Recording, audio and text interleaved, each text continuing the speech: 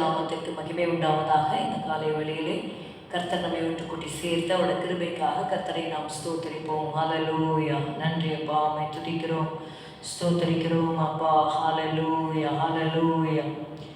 ஸ்தோத்திரம் பாடியே போற்றிடுவேன் தேவாதி தேவனை, ராஜாதி ராஜனை வாழ்த்தி வணங்கிடுவேன். அற்புதமான அன்பே, என்னில் பொற்பரன் பாராட்டும் தூய அன்பே, என்றும் மாறா தேவ அன்பே, என்னுள்ளம் தங்கும் அன்பே, என்றும் மாறா தேவ அன்பே, என்னுள்ளம் தங்கும் அன்பே. மாய உலக அன்பை நம்பி மாண்ட என்னை கண்டழைத்த அன்பே, என்னை வென்ற தேவ அன்பே, என்னில் பொங்கும் பேரன்பே, ஸ்தோத்திரம் பாடியே போற்றிடுவேன் தேவாதி தேவனை, ராஜாதி ராஜனை வாழ்த்தி வணங்கிடுவேன். Philippians 4:4. Let's turn our Bibles to Philippians chapter 4 and verse 4. கர்த்தருக்குள் எப்பொழுதும் சந்தோஷமாயிருங்கள், சந்தோஷமாயிருங்கள் என்று மறுபடியும் சொல்லுகிறேன். Philippians 4:4. Rejoice in the Lord always, and again I say rejoice. Our joy must be rooted in the Lord. True joy comes not from circumstances but from our relationship with Christ. How much you are in Christ, that will reflect your joy.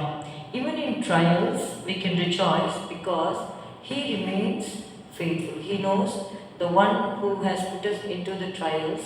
He knows how to get us out of it. He is the second, we see the unchanging source of joy. If God is going to be your source of joy, it is not going to change.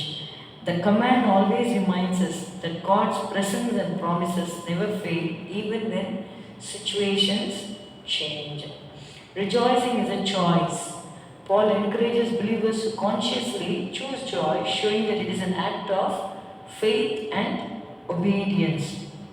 Finally, when you rejoice in the Lord and you choose to rejoice in all circumstances, you become a witness to the world. Rejoicing amid hardship displays a testimony of hope and confidence in Christ, drawing others to His peace.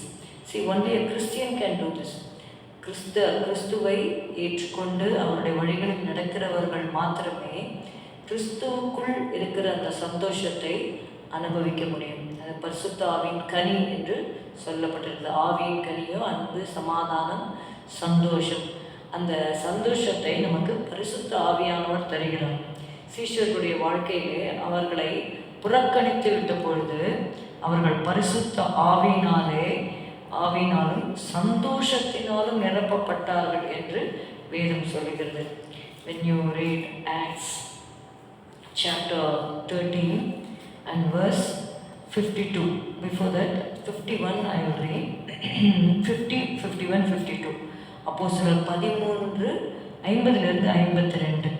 யூதர்கள் பக்தியும் கனமும் உள்ள ஸ்திரீகளையும் பட்டணத்து முதலாளிகளையும் எடுத்துவிட்டு பவுலையும் பர்னபாவையும் துன்பப்படுத்தும்படி செய்து தங்கள் எல்லைகளுக்கு புறம்பாக அவர்களை துரத்திவிட்டார்கள். இவர்கள் தங்கள் கால்களில் படிந்த தூசியை அவர்களுக்கு எதிராக உதறி போட்டு இக்கோனியா பட்டணத்துக்கு போனார்கள்.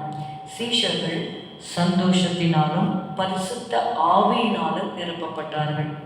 See, the joy and the Holy Spirit cannot be separated. If you have the Holy Spirit, you have the fruit of the Spirit, which is called joy. So you need to decide that you will be joyful in all circumstances.